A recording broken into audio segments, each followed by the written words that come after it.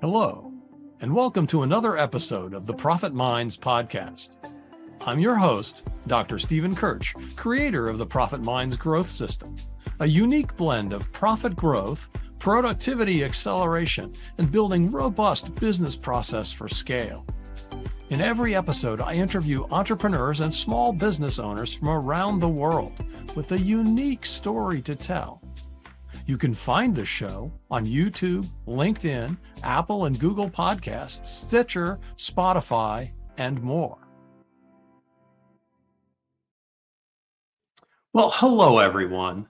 Today, my guest is Jeff Eyet, co-founder of BIG, an innovation and strategy consulting and lecturer at UC Berkeley. And today, we're going to talk about whether or not you really need AI. Welcome, Jeff. Thanks, Steve. It's great to be here. Yeah. So tell us your story. How did you start BIG? Yeah. Well, we always say all big puns are welcome. So when folks say go big, we truly mean it. The nexus for this was my co-founder, Clark Kellogg, who is my mentor at Haas, and I started this firm with the goal of saying most folks innovate, if you will, by proceeding in a linear fashion. What's next? What's next? What's next? And we like to take more of a science fiction approach and say what is possible and work back from possible towards today to find those truly big innovations that propel growth. So that's the short and sweet of how BIG came to be and how we act. Yeah. So, but what's your story in all of this, right? Well, how did you get here? Yeah. Well, my story, I'm originally from the East Coast. I moved to California on a one-way plane ticket and 2 suitcases because this is where all the action is, right? This is absolutely a startup. This is where you need to be. And so, working my way up through the corporate ladder, if you will, and then also going to business school, and really found a time where I was laid off twice in 6 months.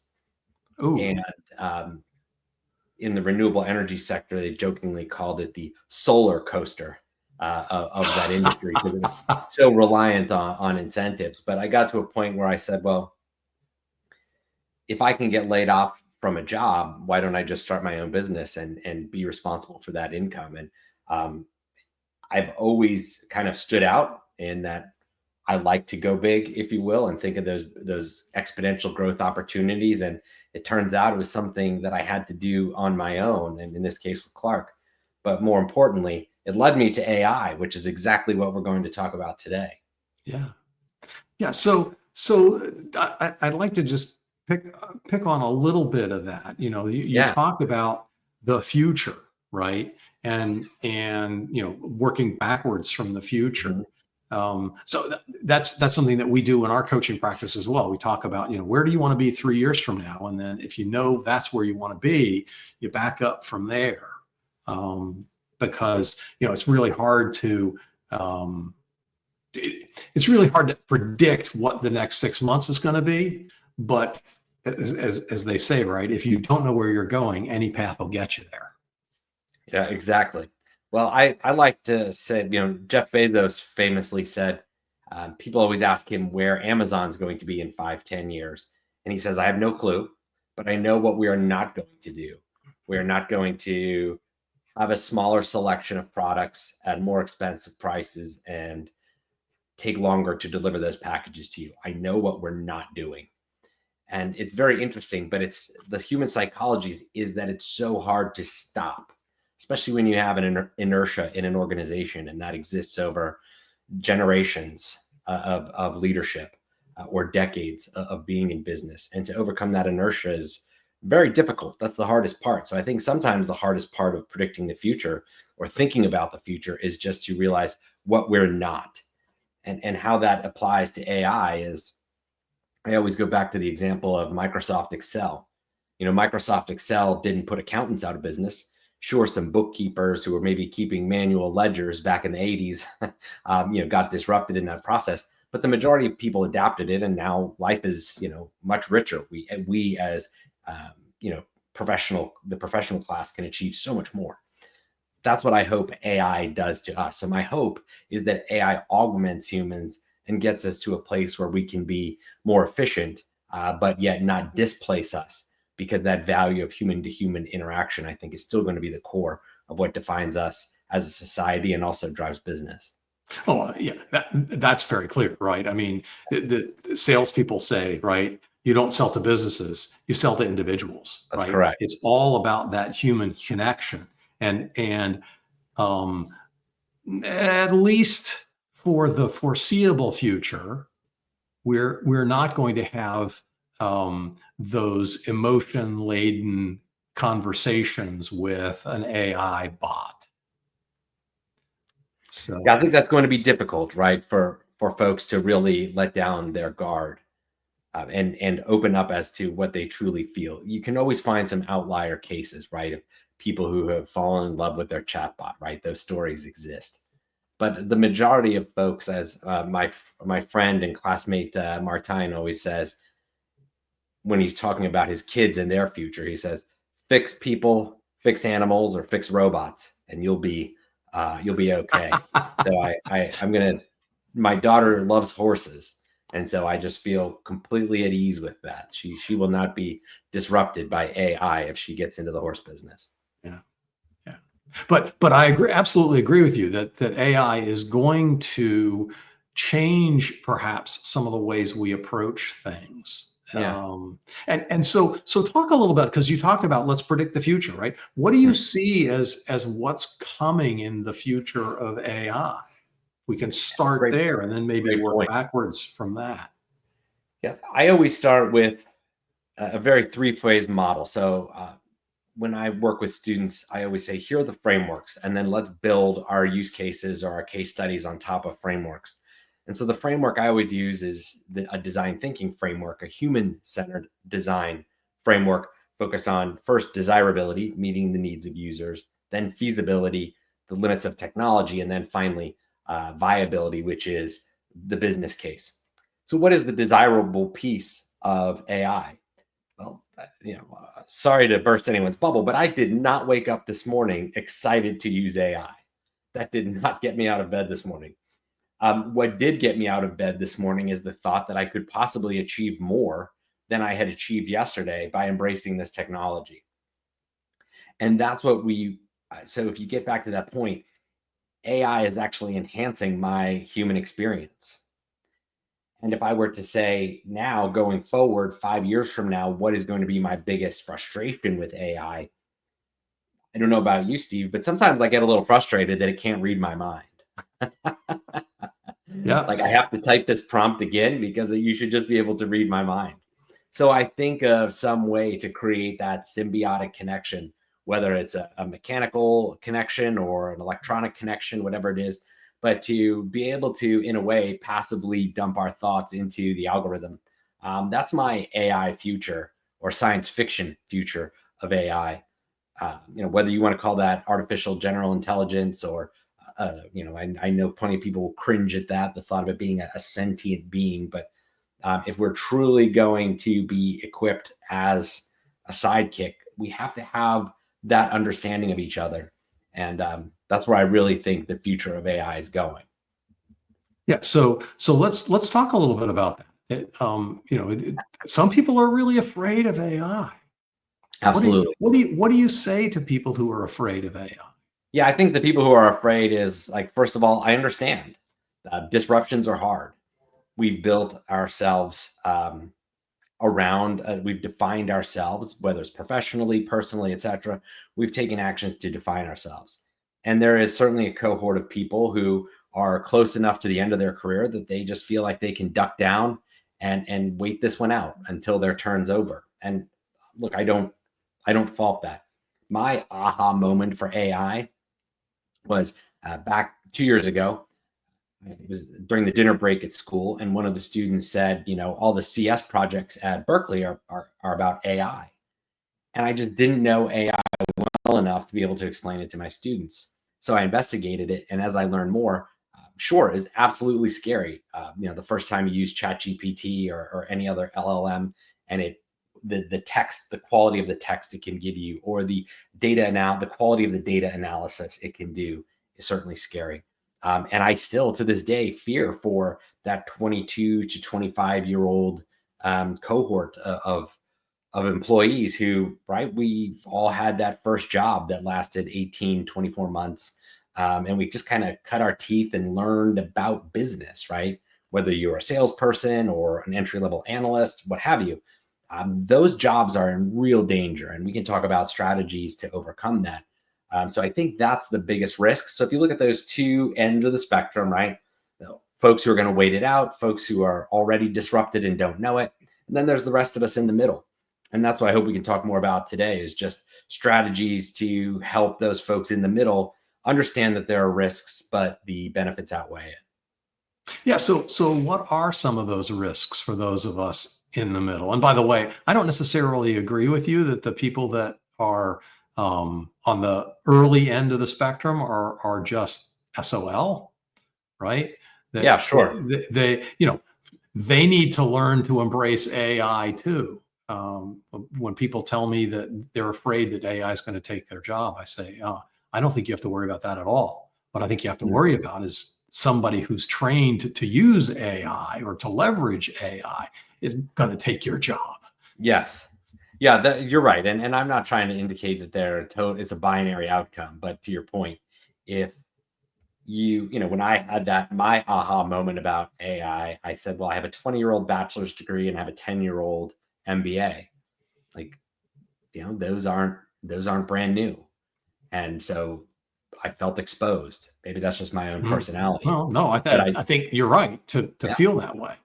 So I took that approach. And you're right. If I'm 2 to 3 years out of school, it could be that time frame could be just 2 to 3 years out of school and realizing that I need to adopt AI. But you asked, what are the risks to those folks in the middle? Look, in effect, we are training the algorithm through our inputs and our reinforcements on higher level skills, right? At my age, I'm 45. I'm not doing what a 25-year-old's doing. So I'm reinforcing it at a higher level of skill and knowledge and giving it the tools to, theoretically displace myself.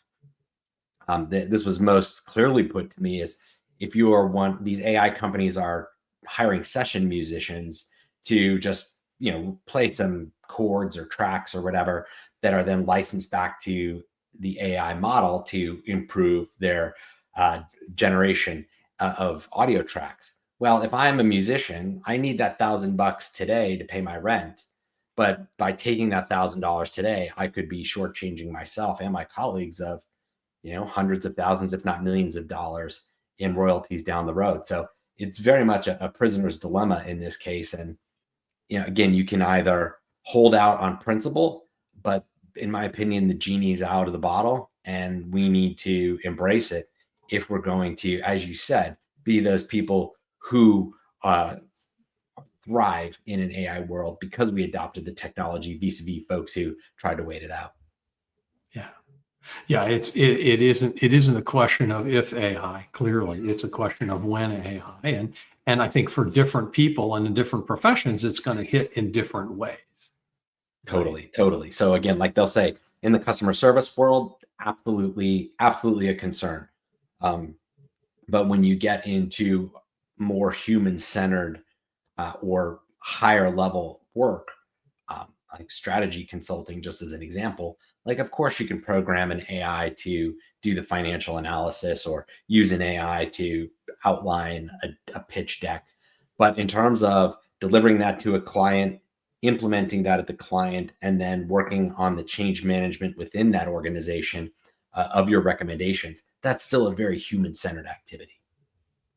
It is. But you can also leverage AI even within the context of change management, right? You can ask the AI, I've done this, ask the AI to create a series of memos or emails to the various stakeholder groups to explain, what's going on and why it is that they should embrace this change. And it actually does a pretty decent job. It does a decent job. And I think the piece that goes beyond that is one of the elements of change that we always talk about is helping people to be heard. And even if I don't adopt your suggestion, do you see your fingerprints on the outcome? Meaning, it wasn't my solution, but they listened, and that thing I mentioned, I know influenced this outcome. Oh yeah, That's the best yes, we can do. absolutely right. You can't. We often say, you don't want to ask AI for the answer, Correct. right? Because, well, we all know at this point, at least, AI can hallucinate, right? It can go completely off the rails. It can start making stuff up, and that's that. They're trying to figure out how to fix that, but that's not where we are today. Yeah, and I will say that it just from my personal experience, it has gotten much better at avoiding hallucination. But I will also say I've gotten better at prompting.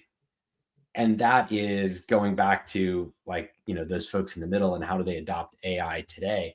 I would very simply say Ethan Mollick, who's a professor at Wharton, he made the comment that by this point everyone should have spent 10 hours with an LLM, just playing with it, understanding how it works. I always remember I learned Microsoft Excel because I'm a baseball fan, and so I just was like playing with baseball statistics, right? Well, then if I want to learn LLMs, I go back to it with baseball, and I can play with it that way. But whether it's professional or personal, invest that time to understand how it works. And I think at a minimum, treat it as if it were a new employee. Would you take the time to understand how that new employee works? Meaning, how do they communicate? What's their work style? What are their motivators, etc. I would do that with AI, and I think that makes for a much better output. Yeah, I agree. I think that's a really interesting way of exploring how to interact with AI. We often talk about treating AI or thinking of AI as a very patient, tireless intern, Mm-hmm. and that is somebody, again, you wouldn't take their output and hand it to your boss or to your Correct. board of Yeah, directors or to a client. Right? indeed. You would, but by the same token, you can ask the AI to do the same thing over and over again until you get it just right. And so there's no harm in asking it and getting an answer that doesn't quite fit.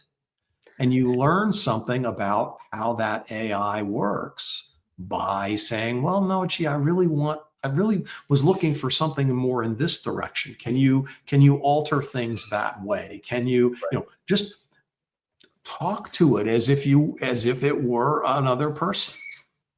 Yes, and to further that, say things like please and thank you. It does.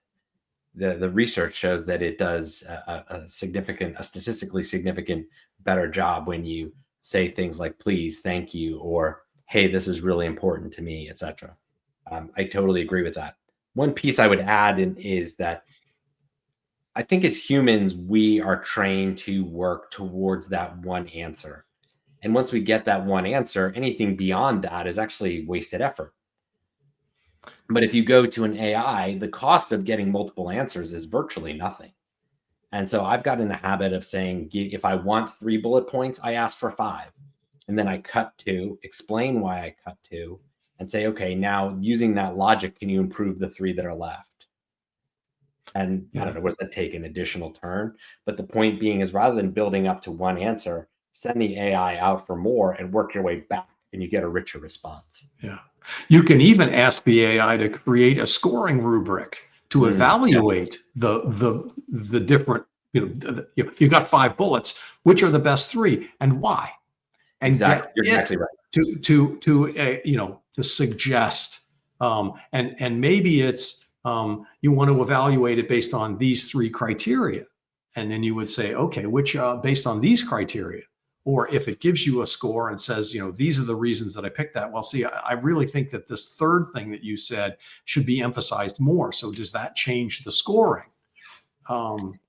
And just to be abundantly clear, I want everyone to know that I don't advocate this for grading at the university level. I just want to make sure that's on You don't tape. do that Abundantly as a clear. lecturer at Berkeley. Yeah. Yeah. I just want to make sure it's very clear. We do not do that. That's sort of like using the old stair step method, right? Where you took the papers Exactly. at the top of the steps and you threw them down, and whoever got to the bottom got the A. At And the A, yeah. yeah. Yeah. No, it's the same sort of thing. No, that's really good, Jeff. I like that.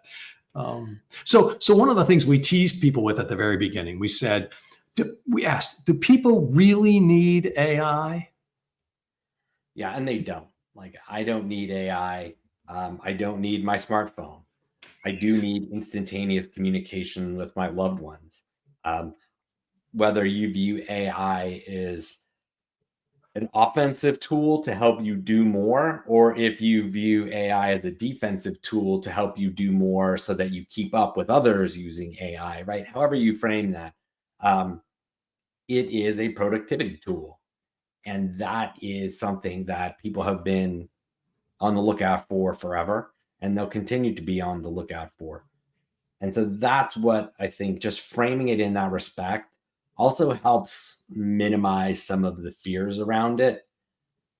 It's the only advice I would give is, just like you wouldn't put your social security number in an email, like don't put any information into the AI that you wouldn't want printed in the newspaper, or, if somebody hacked your email and saw that, they wouldn't be able to get anything really confidential. But otherwise, I think it's a great tool, and it's absolutely something that meets a human-centered need. And now the onus is on folks like yourself and I to help people overcome that bias and make sure that they're the people who learn how to use AI and thrive as a result, versus those that try and wait it out, because I don't think that's an option. Yeah, I absolutely agree. It is here. It's here to stay. And oh, by the way, the AI you're using today is the worst it's ever going to be. That's correct. It's only going to get better. It's only going to do more. We had just a couple of weeks ago, we had OpenAI release their agent version called Operator. Mhm. Right now, you can argue, is it really? Is it not? That's a different sort of thing. But it's coming. Yes. And innovation is coming. Right? Just like we went from chatbots to reason, now to agents, and the next is innovation. Mhm. There are people that saying, "Oh, AI can't innovate." Well, given enough inputs, the ability to extrapolate from what you've got, that's innovation.